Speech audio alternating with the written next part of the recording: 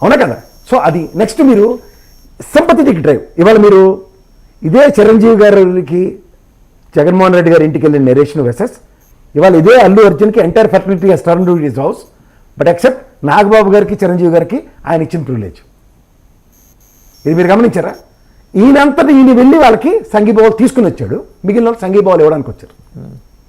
Natural వయసులో పెద్దవారు మామయ్య ఇవన్నీ నేను ఒక ఎత్తి అయితే నేను ఇందాక చెప్పిన రెండో థియరీ కాపు సమీకరణాలు ఎలా ఏకీకృతం అవుతున్నాయో అందరూ వేదికే. ఎందుకంటే అల్లు అరవింద్ గారికి ఉన్నంత చతురత, సమర్థనీయత, అవకాశాన్ని మలుచుకోవడంలో ఆయనకున్న ఎలివేషన్స్ నాకు తెలిసి ఇండస్ట్రీలో ఎవరికి లేవు, ఇంక్లూడింగ్ చిరంజీవి గారికి కూడా. వెరీ ఇండస్ట్రియస్ మ్యాన్ ఆయన. సో అలాంటి వ్యక్తి ఒక మూవ్ అన్నది ఎలాగ ఉంటుందంటే ఇలాగే ఉంటాయి, ఒక దెబ్బకు 100 పెట్లు అన్నట్టు. ఈ ఒక్క ఎపిసోడ్ తోటి కాపు సమాజం మొత్తం ఏకీకృతం అవుతుందనే భావన మీకు ఎలా వచ్చింది? ఈ ఒక్క ఎపిసోడ్ తోటి నేను ఎందుకంటే కన్సాలిడేషన్ ప్రాసెస్ కి ఇది ఏమైనా ఉపయోగపడుతుందని మీరు అనుకుంటున్నారా? ఖచ్చితంగా సార్. ఎందుకంటే మీరు పరిణామాలు చూడండి, అధికారం లేకపోయినప్పుడు వచ్చిన ఉపద్రవం ప్రజారాజ్యానికి మీకు అర్థమైంది. Span of no time for survival అన్న దగ్గర ఇక్కడ ఈయన వల్ల సర్వైవ్ అవుతున్న రాష్ట్రం అధికారం కోసం మీకు అర్థమైందా? వాళ్ళకి 133 రావచ్చు, కానీ కేంద్ర ప్రభుత్వం మండలం లేకపోతే ఒక్కడికి కూడా ముందుకెళ్ళలేని ప్రాంతీయ పార్టీలు అన్నది ఎప్పుడైతే జస్టిఫై అవుతుందో వైటల్ రోల్ ప్లే చేస్తాం పవన్ కళ్యాణ్ గారు.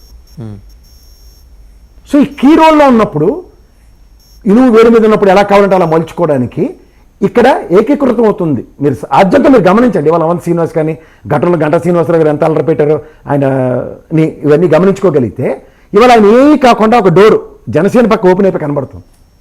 గతంలో తెలుగుదేశం వర్సెస్ వైఎస్ఆర్సీపీ అన్నప్పుడు కొన్ని సామర్థ్యాలతో కొంతమందిని నిలువరించే దగ్గర ఇవాళ డైరెక్ట్గా ఇలాగా వెంటిచ్చినట్టు బాలినేని గారికి కానీ మీరు ఇప్పుడు రీసెంట్ పాస్ట్లో ఎవరైతే జాయిన్ అవుతున్నారో వాళ్ళందరికీ చూడండి ఒక గేట్ ఇలా అటుపక్క ప్లీజ్ అన్నట్టు.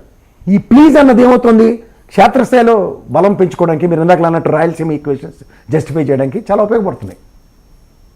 మనకు తెలియకుండానే వేదికలు క్రియేట్ చేసేస్తున్నాం. 2-3 అంశాలు కలిపి మీరు మాట్లాడారు. ఏది కాపు సమాజ ఏకీకృత కోసం ఈ అంశం తెర మీదకి వచ్చింది, ఇది ఉపయోగపడుతుంది అని. నేను అనేది ఏంటంటే ఈ ఒక్క అంశంతో కాపు సమాజంలో ఏమన్నా విభేదాలు ఉంటే అవన్నీ సమసిపోయి కాపులందరూ ఏకమైపోతారు, సమాజం ఏకమైపోయి ఒక బలమైన వ్యవస్థ నిర్మితం అవుతుంది కాపు సమాజ పరంగా అని మీరు విశ్వసిస్తున్న దానికి ఉన్న బేస్ని నేను క్వశ్చన్ చేస్తున్నాను. Base is very clear sir. మీరు ఇప్పుడు ఈ సినిమాకి మీరు ఆద్యంతో మీరు గమనిస్తే పుష్ప 2 అన్నదాన్ని ఒక ఫ్రిక్షన్ని క్రియేట్ చేయగలిగారు. కొన్ని డైలాగులను కూడా పర్సనలైజ్ చేసుకున్న నెరేషను 3rd వీక్ వచ్చేసరికి కలెక్షన్స్ డౌన్ఫాల్ అవ్వకుండా కూడా సస్టైన్ అవడానికి ఉపయోగపడింది. ఈ ఎపిసోడ్ ఉపయోగపడింది, ఖచ్చితంగా ఉపయోగపడుతుంది.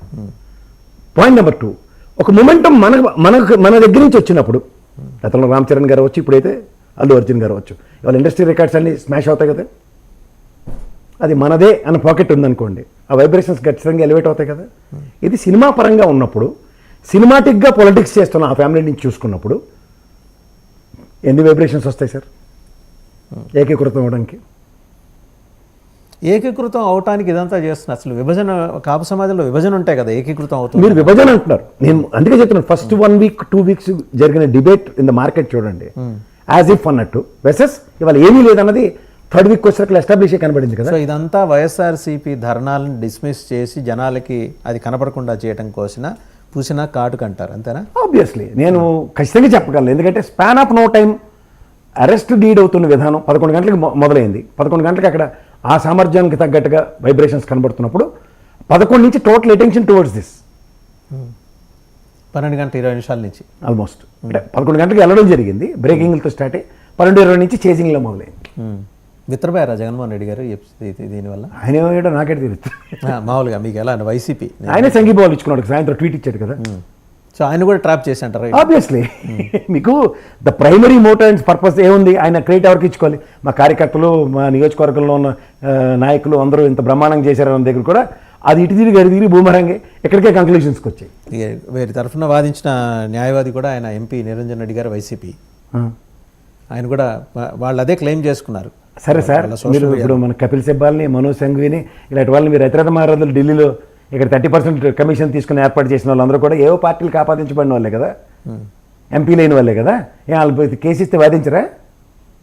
Professionalism is totally different from politics. ఇది వీళ్ళు అంటాం కాదు, వాళ్ళే వైసీపీ వాళ్ళే మా నిరంజన్ రెడ్డి గారు క్లెయిమ్ చేస్తారు. ఇప్పుడు ఇదంతా వాళ్ళ ట్రాప్ లో భాగంగానే వీళ్ళు కూడా ఈ రకంగా రియాక్ట్ అయ్యారు. ఆబ్వియస్లీ సార్, ఇప్పుడు మీరు ఒకటి గుర్తుంచుకోండి, ఆయన ఏ రోజైనా మీరు అల్లు అర్జున్ గారు శిల్పారావి దగ్గరికి వెళ్ళి జై వైఎస్ఆర్సీపీ అని కానీ, జై జగన్మోహన్ రెడ్డి అని కానీ, జై రవి ఓటేయండి అని కానీ, ఈ 4 ఏప్రిల్ ఏదైనా ఒకటి చూపించండి నాకు. నా ఫ్రెండ్ కోసం వచ్చాను అన్నారు కదా ఆయన. అంతే, ఓటేయండి అని అన్నాడే, మరి అందుకే కదా వెళ్ళింది అని మీరే ఇది ఆల్ ఇంటర్ప్రిటేషన్స్. మీకు ఇంకోటి, there is a friction between Pawan Kalyan garu and Allu Arjun గారు అన్న దగ్గర ఓన్ చేసుకున్న